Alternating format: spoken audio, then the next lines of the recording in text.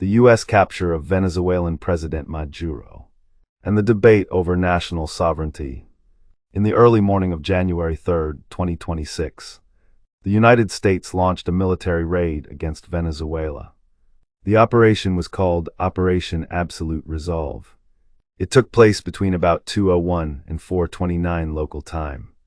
During the operation, U.S. forces carried out airstrikes and deployed special forces in and around Caracas, the capital of Venezuela.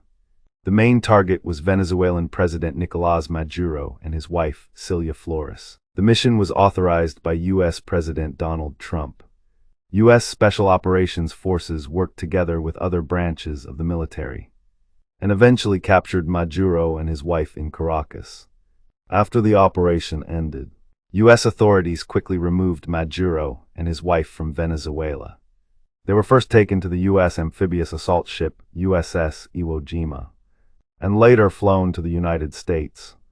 According to the U.S. Department of Justice, Maduro and his wife were transferred to New York and were scheduled to appear in federal court in Manhattan on January 5, 2026. They face several federal charges, including narco-terrorism and international drug trafficking. This military operation and capture caused wide attention and controversy in the international community. Many countries and international organizations said the cross-border use of force violated Venezuela's sovereignty and may have violated international law. These concerns raised fears about regional and global stability. Some people argue that this event is not a simple question of good or bad, but an action that deeply divides the international order. The United States used military force to capture a sitting president inside another country, even if that president had already been charged, wanted, or labeled a criminal later under the U.S. legal system. The action still counts as an extreme and unconventional step under international law. It avoided extradition, international courts, and multilateral authorization, and instead used force to solve a legal problem. This approach may be very efficient in the short term, but it is damaging at the institutional level.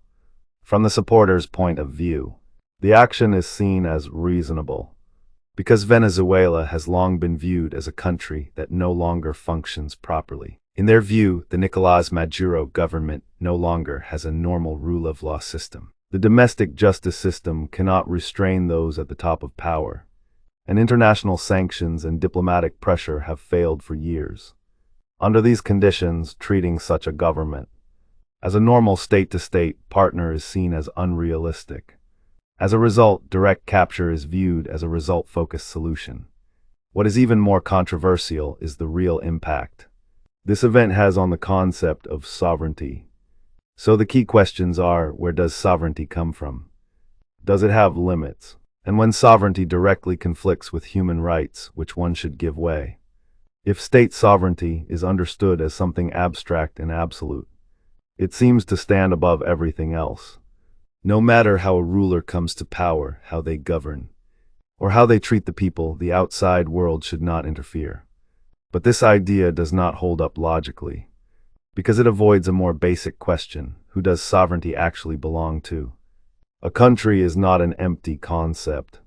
It is called a state because there is a political community inside it. And the smallest unit of that community is not the government, but the people. From this perspective, if sovereignty is separated from the people and placed only in the hands of rulers, it becomes a misuse of the concept. A government represents the state not because it controls the presidential palace, the military, or television stations, but because it is recognized, in legal and political terms, as an agent of the people's will. Once this condition no longer exists, state sovereignty turns into a simple fact of power, not a question of legitimacy. This is exactly the core of the controversy around Nicolás Maduro. Maduro is not just accused of poor governance or policy failure. He has long been accused of staying in power by manipulating election rules, suppressing opposition forces, and weakening the judicial system. In this situation, the real question is no longer whether people support him, but whether the people still have real ways to express their will through institutions. When elections lose credibility, laws stop working, and power cannot be held accountable. A regime may still operate in form, but it has already broken away from popular sovereignty at a structural level. This leads to a key question: does sovereignty belong to the people or to the rulers?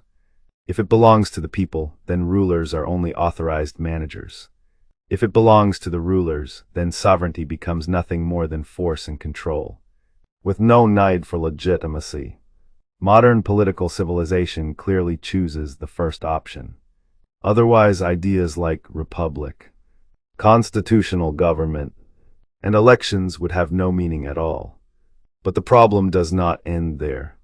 If a ruling group exists in reality but is clearly illegitimate, does it still automatically inherit the right to claim state sovereignty in dealing with the outside world?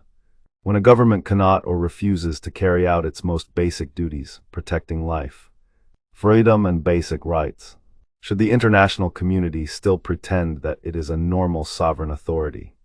One of the sharpest historical examples comes from World War II. Adolf Hitler carried out systematic persecution of Jews inside Germany, formally. This happened within German sovereignty, but the international community eventually recognized that there is a moral line higher than state sovereignty. That is why the Nazi government's claim of internal affairs was rejected. If sovereignty can fully protect genocide, concentration camps, and mass killing, then sovereignty itself becomes a tool against civilization. From this, we can see that sovereignty is not the highest value.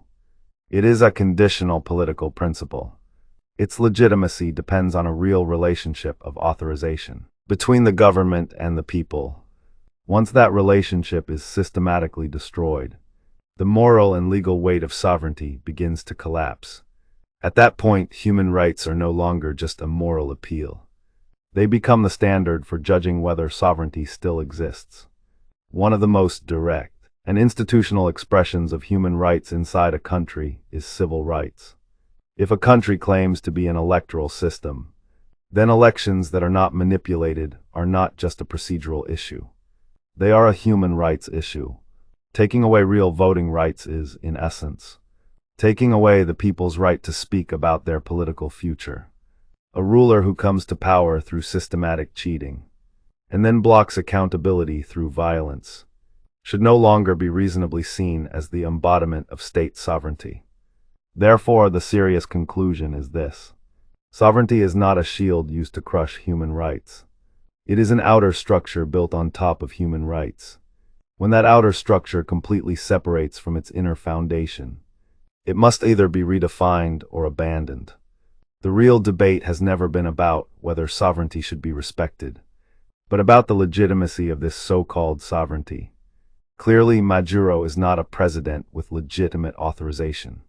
His election cheating was not hidden, but open and obvious. Because of this, he cannot represent Venezuelan sovereignty. As a result, the U.S. capture of Maduro does not amount to a violation of Venezuela's sovereignty.